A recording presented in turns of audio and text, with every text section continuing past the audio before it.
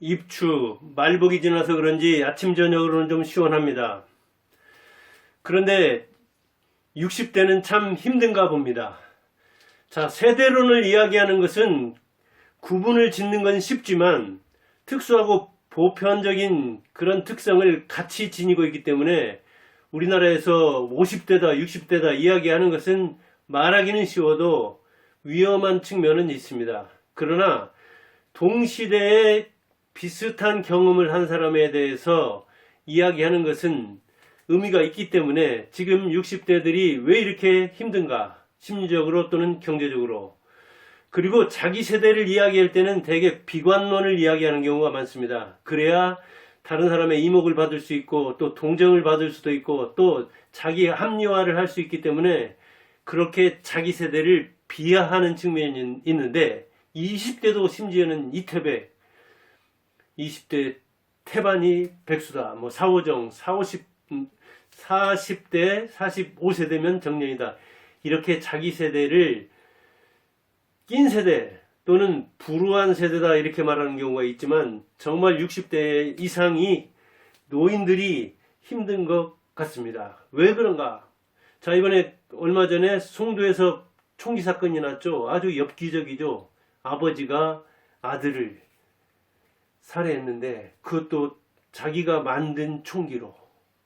지금 이제 조사를 해봐야겠지만 심리 상태가 어땠을까? 그리고 그의 그 자녀에 대한 마음, 자녀와 그 사람의 관계, 또 그를 둘러싼 이혼이다 뭐다 경제적인 측면. 근데 거기서 나오는 게 경제적인 측면이 나오잖아요. 뭐 생활비를 안 대줬느니 어쩌니.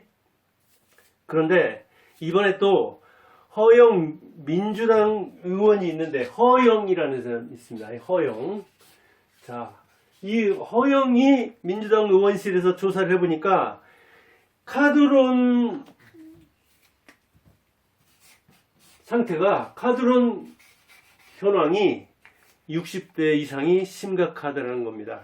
카드론이라는 건 뭐 잘 알죠. 카드 서비스, 현금 서비스를 받으면 단기에 갚아야 되고, 카드론은 카드로서 장기적으로 빌리는 거죠. 뭐 6개월 내지 한 3년 이렇게 빌리는 건데, 그렇다 하더라도 대부업으로 간다든가 아니면 사금융으로 간다든가 급전을 자기 신용으로 이렇게 빌리는 거죠. 그런데 대개 갚아야 할 기간이 짧기 때문에 급한 사람들이 빌리죠.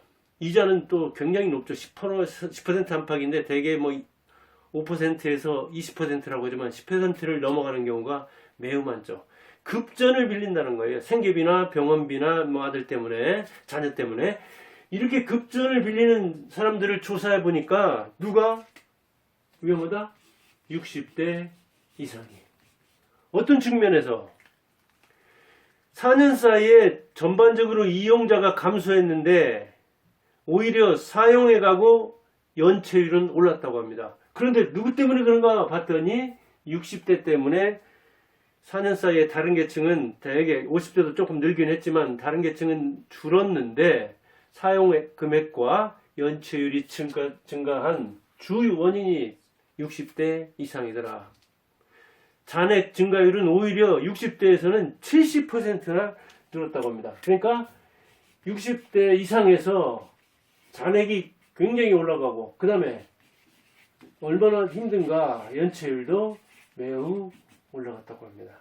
이걸 볼 때 60대들이 굉장히 그 경제적으로 힘든 거 아니냐. 아까 송도 사건에서 보듯이 심리, 경제, 그 다음에 가족관계 이런 것 저런 것들이 얽혀서 어떤 문제가 생기지만 경제적인 문제만 딱 이렇게 놓고 보더라도 60대 이상에서 카드론이라고 하는 이 급전 빌리는 잔액이 아주 10% 20%도 아니고 무려 70%나 오르고 그 다음에 사용자도 다른 계층에서는 내려가고 전반적으로 내려가는 측면이 있는데 60대에서는 33%나 사용자도, 이건 차주 그러는데 빌리는 사람 그 말이죠, 늘어났다고 하는 그런 현황을 보도하면서 60대 이상이 얼마나 경제적으로 힘든가 이것을 엿볼 수 있는 거죠.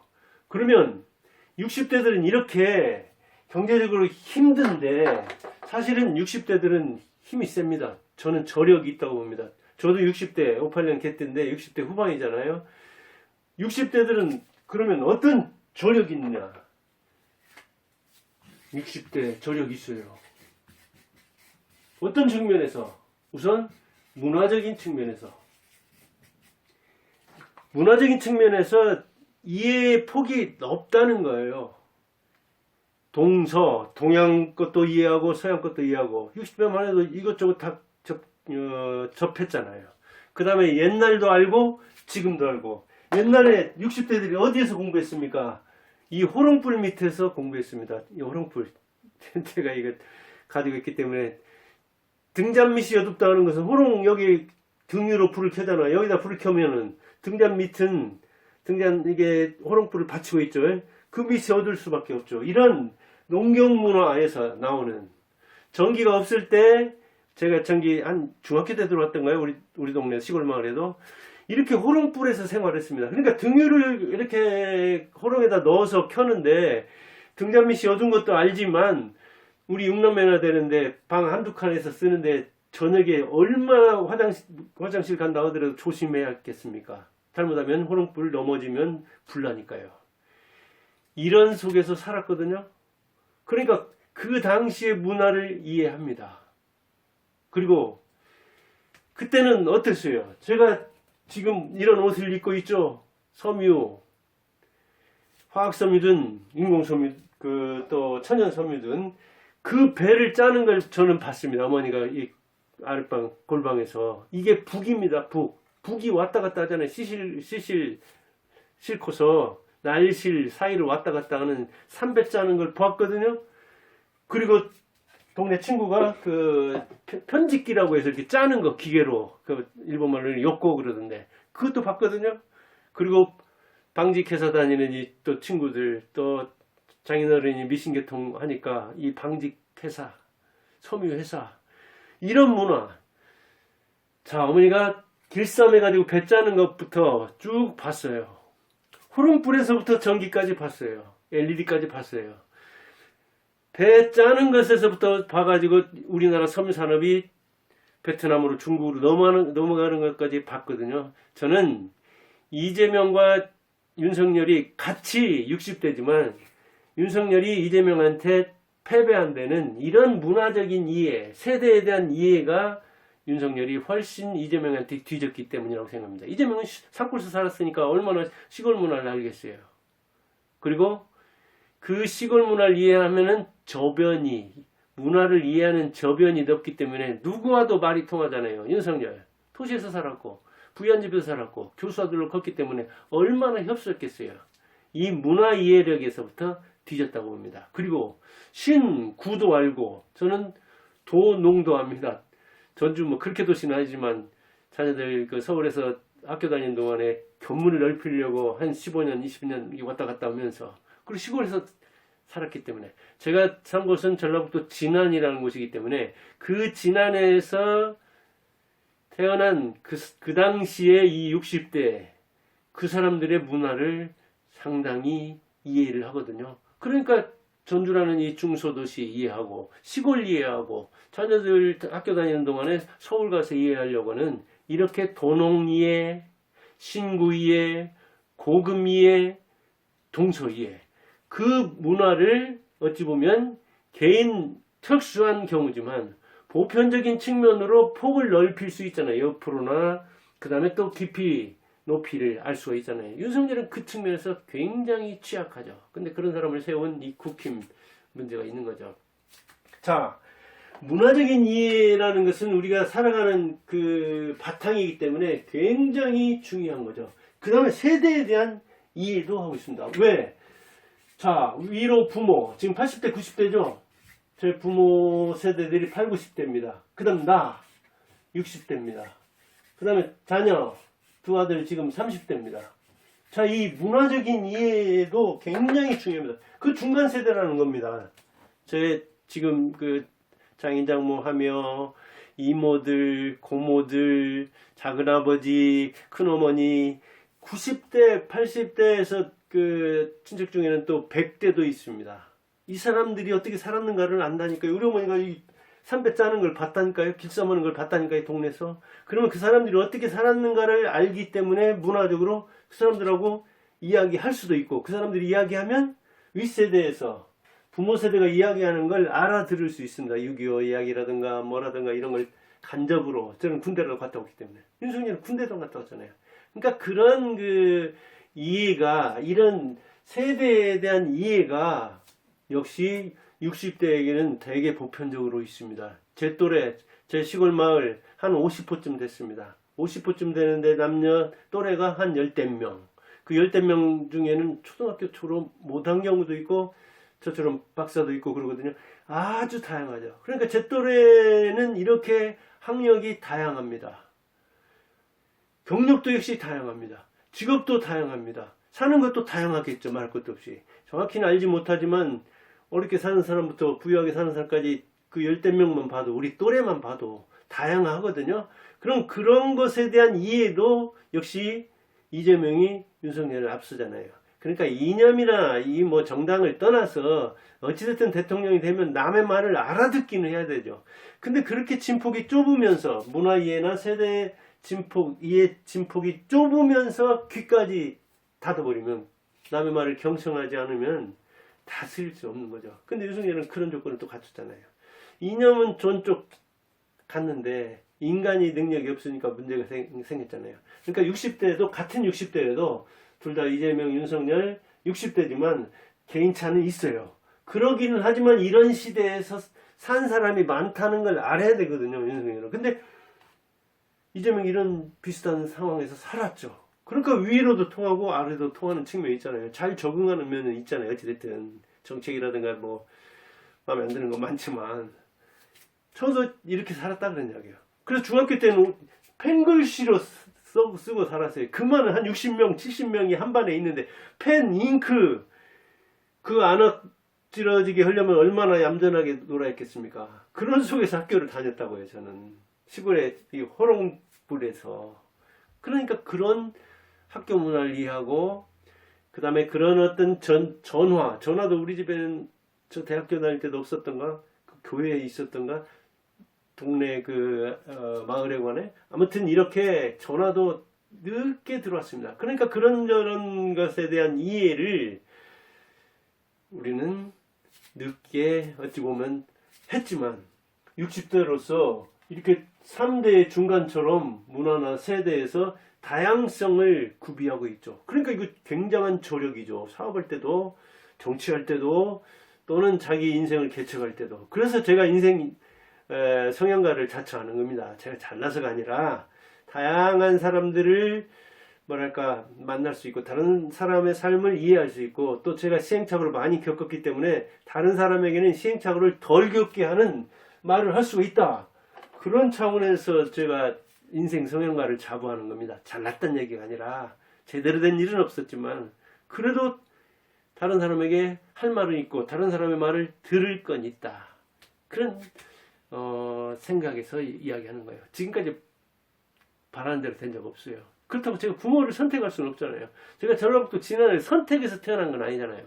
거기서 태어났고 그런 부모 밑에 태어났고 그런 마을에 태어났기 때문에 그런 또래들하고 살게 됐는데, 어쩔 수 없이 시골 삶이라는 것은 누구네 집 숟가락 몇 개인가도 알 정도야니까, 누구 새끼 어쩌다 저쩌다 하는 이야기를 들으면서 커야 되니까, 그런 데에서 좀 배운 사람은 배운 사람으로서 조심해야 되고, 안 배운 사람은 안 배운 사람으로서 그 마음을 잘 다스리면서 살아야 되잖아요. 이런 것에 대한 이해가 윤석열이 있었냐 이 말이죠. 그러니까 정치하겠다고 권력의 이 정점에서 권좌에 앉는 것도 이런 폭이 있으면 좋은 거예요. 근데 60대라도, 같은 60대라도 이 저력의 차이가 있는 거죠. 그 다음 뭐니 해도 역시 중요한 것은 인생 경험이 다양하죠. 인생 경험. 그러니까 인생에 대한 이해가 아주 폭이 높다는 이야기예요. 넓어야 돼요. 왜? 자기 인생만 해도 그렇게 살았으니까. 저도 그러잖아요. 학업, 직업, 퇴직, 지금 연금 받고 있지만, 알바도 해봤지만, 부모님 농부, 농촌에 대한 이해를 하잖아요. 제가 공무원, 교사도 해보다가, 교사도 공립에 있다가 사립에 있다가, 그 그 다음에 대학에서 시간 강사, 조교, 학원장, 지금 뭐 이렇게 유튜브 한다고, 작가 한다고, 아무튼 이것저것 해봤잖아요. 그 다음에 요즘은 또 투자를 해본다고, 그것도 한국장에서, 미국장에서. 그 다음에 뭐, 이렇게 부동산도 몇 개 거래해봤잖아요. 아, 그래서 부동산, 땅도 해보고, 이렇게 집도 해보고, 그 다음에 한국에서도 해보고, 미국에서도 해보고, 이 주식 투자를. 이제 더군다면 이렇게, 뭐랄까, 채권도 한번 투자해보고, 금도 해보고, 뭐, 옵션도 해보고, 이런저런 경험을 해봐야 인생 성형가로서 할 이야기도 생기고, 남의 말도 알아들을 거 아니냐고요. 이런 인생 경험. 말 그대로 산전수전 겪을 나이 아닙니까? 60대면. 이렇게 산전수전 겪으면서 계속 성장하는 거예요. 오늘 또 잘하는 거라고요. 아이처럼. 그러니까 다양한 직업, 다양한 성공과 실패, 그런 데서 저력이 생기는 거예요. 그런데 이런 60대를 향해서 이제 나오는 이야기들이 뭐예요? 60대는 저력 있는 게 아니라 60대들 참 쪼잔하다, 옹졸하다. 그런 이야기를 나라님들도, 윤석열도, 이재명도 안 듣도록 해야 되는데, 역시 찌질하고 쪼잔하고 좀 그런 측면이 있어요. 하여간 대통령만 되면 다 그런 측면이 있던데 왜 이렇게 좀 미련해지는가 본데, 60대는 스스로는 이제 낀 세대다. 자기를 그렇게 얘기해요. 위로는 부모를 봉양해야 되지만 자기는 자녀의 봉양을 받지 못하는, 자녀의 효도를 받지 못하는 낀 세대다. 샌드위치 세대다. 그런 이야기를 하는데 자기 미안하죠. 어찌 보면은. 젊은 사람들은 아니다. 60대들은 꼰대다. 말이 안 통한다. 자기만 하면 고집하려고 한다. 자기가 이를테면 생각한 거, 그것이 옳은 것인 줄 안다. 지금이 어느 시대인데 호랑이 담배 먹던 시절에 이 호롱 이야기 하나, 호롱 구경도 안 하는 사람 있을 거예요. 우리 아들들만 해도 호롱 밑에서 크지를 않았거든요. 그렇다고 문화를 역행해 갈 수는 없는 거잖아요. 문화는 편리함을, 불편함을 해소하면서 편리함을 추구하는 쪽으로 가지. 그러다 보니까 옛날 이야기하면 나 때는 어땠는데 하면 꼰대라고 하는 이야기를 즉각하죠. 그런데 좀 그렇게 생각 안 합니다. 문화의 폭이 너희들보다 높다. 우리는 옛날 조선시대 문화도 이해하고 일제시대 문화도 이해하고 지금도 이해한다. 21세기를 그리고 살고 있지 않느냐. 그러니까 너희들보다 문화자산이 크다.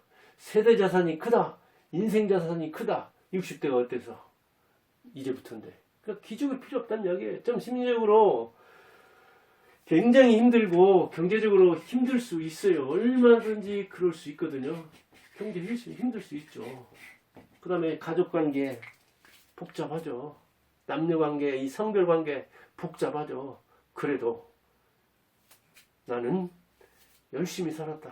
내 문화를 향수하면서 다른 세대도 이해하면서. 그래서 지금도 참 이것도 생각하면 이 세대에 대한 이해만 생각해도 나로서 이 중간으로 참 사람으로 힘들기 그지 없습니다. 어찌 보면.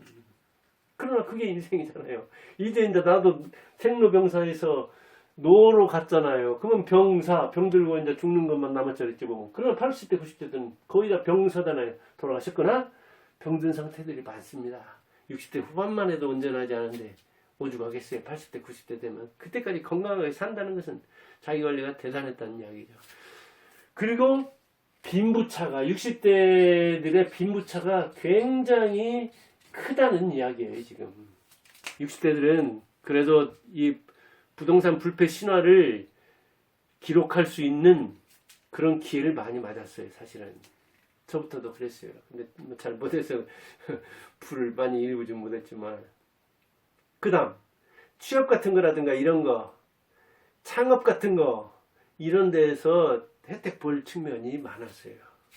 그리고 연금이라든가 이 복지 같은 거 시작해서 사실은 복지 80대, 90대 들어간 사람 중에서는 거의 자기가 기여한 것 없이, 그래도 저는 80대, 90대들이 60대 못지않게 우리나라 사회 기반을 닦는데 애썼다고 봐요. 그래서 그것만으로도 이 사회적 기여가 있기 때문에 사회복지를 받을 수, 국가의 복지 혜택을 받을 필요가 있다고는 하지만 사실은 사회에 별 혜택을 못 주면서 자녀들이 그렇다고 이렇게 이를테면 나라에 기여하지 않으면서도 기생하는 측면이 있을 수가 있죠. 80대, 90대라고 뭐 60대라고 그러지 않겠어요?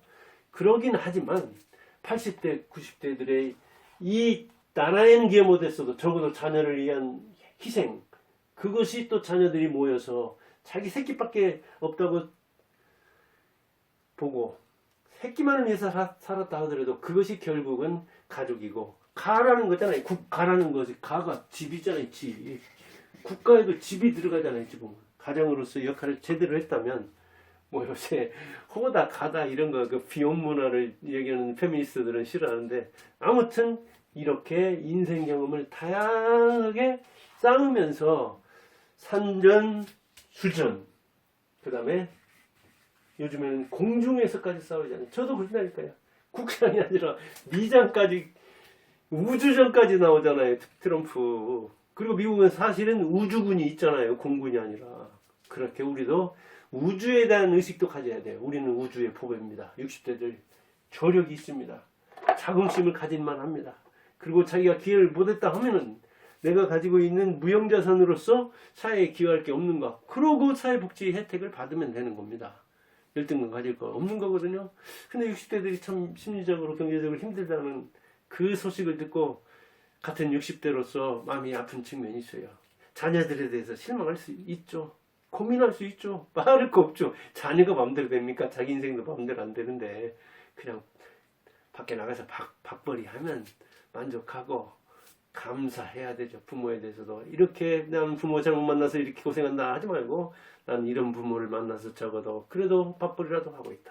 그리고 이런 자녀를 둬가지고 세상에 내가 뭔가 왔다 간 표시를 하고, 자녀들이 명절 때라도 찾아오고 용돈이라도 주면 참 감사한 일이다. 그러면 되는 거거든요. 그 다음 어떤 사람이 입만 열면 사회 원망하고, 주식 투자 같은 거에 이렇게 댓글 같은 걸 봐도 그러더라고요.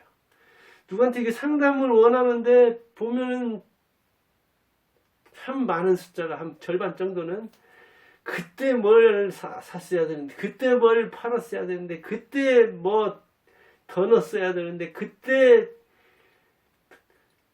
손절을 했어야 되는데, 이런 뭐 누구 탓하고 정부 탓하고 뭐 그 다음에 그 조언한 사람 탓하고 뭐 추천해준 사람 탓하고 그 회장 탓하고, 아니 자기부터 돌아볼 생각을 해야 돼. 자기 실력인 거예요. 다 어찌 보면 그 운도 그렇게 알아듣고 행동한 것도 그렇게 자기를 우선 탓해야 되거든요. 근데 입만 열면 그냥 뭐 남 평가하고 남 원망하고, 저는 우리나라가 싫은 측면이 있잖아요. 그래서 거의 미장에서잖아요. 9대1 정도로.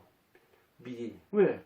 우리나라 싫으면 내가 이민 갈 수는 없지만 주식은 미국에서 할 수 있잖아요. 그래서 미국에서 돈 벌어가 우리나라에 또 세금 내면 또 우리나라 좋은 일이잖아요. 작년만 해도 별로 벌지도 못했는데 세금 꽤 냈어요. 내가 경제활동 안 하면서 뭐 이렇게 이제 뭐 안 사는 거다고 이렇게 갔지 물론 하지만, 아무튼 우리가 꼰대 소리 들으면서 자칭 낀 세대라고 자기 합리화하면서 빈부 격차가 심하니까 빈부에 대한 어떤 그런 막 박탈감을 갖고, 또는 누구에 대해서 적대감을 갖고 누구 때문이다 탓하면서 사는 것보다는 오히려 자기를 돌아보고 내가 여기서 할 수 있는 거예요. 이게 이제 인생 역전은 힘들죠. 60대들이 힘들어요. 말할 것 없이. 그렇다 하더라도 현상을 유지한다든가 현상을 개선할 수는 있잖아요. 그리고 재산이 없으면 자기 재능을 기부한다든가 뭔가 그 세상이 좋은 쪽으로 바뀌는데 이바지 할 게 있거든요. 찾아보면. 아니면 범위 넓게 잡을 것 없이 가족 내에서라도